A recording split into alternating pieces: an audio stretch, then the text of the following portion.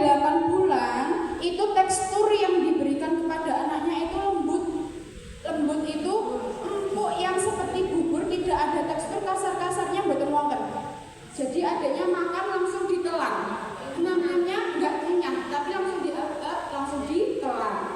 Nah, isiannya apa saja? Isiannya itu harus ada karbohidrat. Karbohidrat apa hanya dari nasi? Tidak. Iya apa tidak? Tidak. Iya apa tidak? Tidak. Tidak. Jadi kalau ibunya, Bu anak saya nek dimakmi bubur nasi itu mboten purun. Kita jangan bingung. Oh enggak mau bubur nasi ya Bu ya? Berarti boleh diganti kentang, boleh mboten napa-napa. Iya, ketela itu juga termasuk dari karbohidrat. Singkong itu juga termasuk dari karbohidrat. Gitu nggih. Roti itu juga termasuk dari karbohidrat. Mie itu juga termasuk dari karbohidrat. Tapi mie itu kita harus pinter-pinteran. Jangan bilang, Bu mie boleh, nanti dikasih mie instan. Katanya yang salah, ngoten nggih. Jadi kalau nggak mau nasi betul apa kita harus berpikir apa ya yang selain dari nasi. Oh kentang, oh boleh Bu dibikinkan bubur kentang betul apa. Ngoten nggih. Yang kedua harus ada protein. Protein. Nah di sini contohnya ada telur. Tapi apa protein itu hanya dari telur? Tidak. Tidak. Protein itu ada dua. Ada protein hewani. Ada nabati. Untuk adik-adik, untuk yang MPASI disarankan yang hewani. Karena apa? Karena kalau dari hewan itu mudah sekali terserap oleh tubuh. Nanti kita harapkan BB-nya itu cepat melejit. Karena apa Ibu? Karena kalau lepas dari ASI itu biasanya BB-nya terus anjlok. Karena kan belajar makan, susunya sudah berkurang. Ngoten nggih, biasanya kan kita BB kurangnya itu habis sudah belajar makan, berat badannya kurang. Gini apa mboten? Nggih. Nah, yang ketiga itu harus ada yang paling penting juga, ada lemak. Lemak itu bisa dari bahan makanannya langsung. Contohnya dari kulit ayam, kulit itu ada lemaknya, nggih. Ceker itu ada lemaknya. Sum-sum itu juga ada lemaknya. Yang dari luar itu dari minyak, dari margarin seperti itu.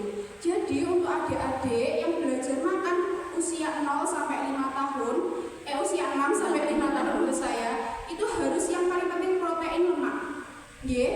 Protein sama lemak itu kunci. Sayur itu boleh, tapi itu hukumnya tidak wajib. Tetap diperkenalkan, tapi kalaupun tidak mau itu cuma 1-2 sendok bukan apa-apa. Yang penting lemak sama proteinnya. Ngoten nggih? Yang ditekankan itu. Dan protein itu monggo terserah dieksplor. Makan ikan-ikan. Bu, saya makan ikan lele, itu maknya bekas tak kayak gini kan biasanya. Boten, silahkan dikenakan. Ikan kembung itu juga bagus, harganya murah, manfaatnya lebih dari salmon. Gitu nggih. Silahkan disarankan kepada ibunya, Bu ini ada ikan, silahkan dicoba. Kalau enggak mau, itu bukan berarti adiknya tidak mau, tapi belum terbiasa.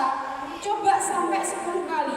Kalau 10 kali itu masih tidak mau, itu berarti adiknya tidak mau. Kalau belum 10 kali, itu berarti belum terbiasa.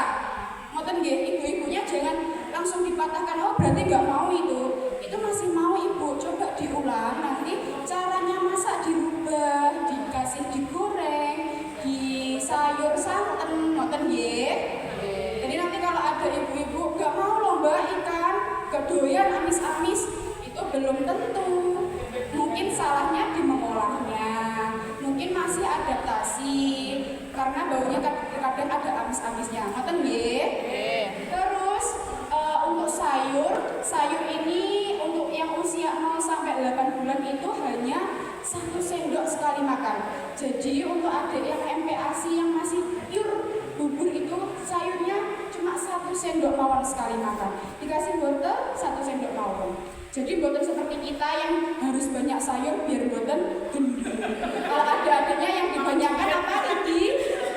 Protein dan lemak. Nanti ada yang bilang gini, Bu anak saya itu nggak mau apa-apa, ikan nggak mau, telur nggak mau, ayam nggak mau. Coba ditanya, Bu kalau kuah-kuah gitu suka apa boten? Kalau suka nanti diarahkan, jadi gini Bu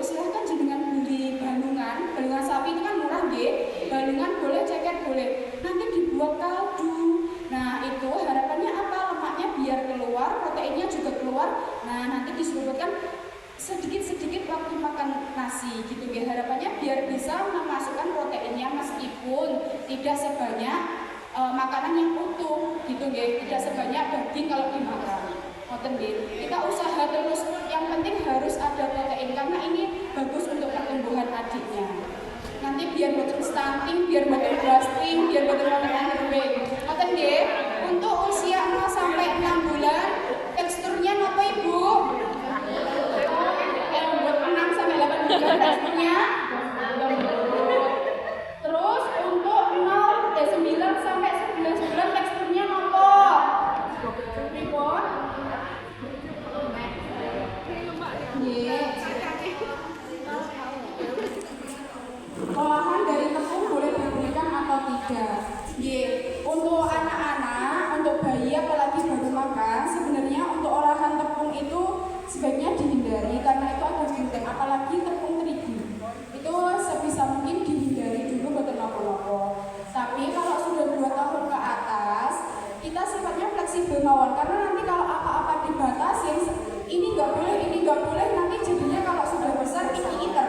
Apa makannya milih-milih. Jadi boleh tapi jangan banyak-banyak Ibu. Kalau mau ayam kriuk boleh seminggu sekali boten nopo-nopo. Tapi jangan setiap hari nggih. Ngoten nggih. Nanti kalau tidak sama sekali itu nanti malah susah kita. Sebenarnya nggih harapannya sih jangan dikenalkan dulu.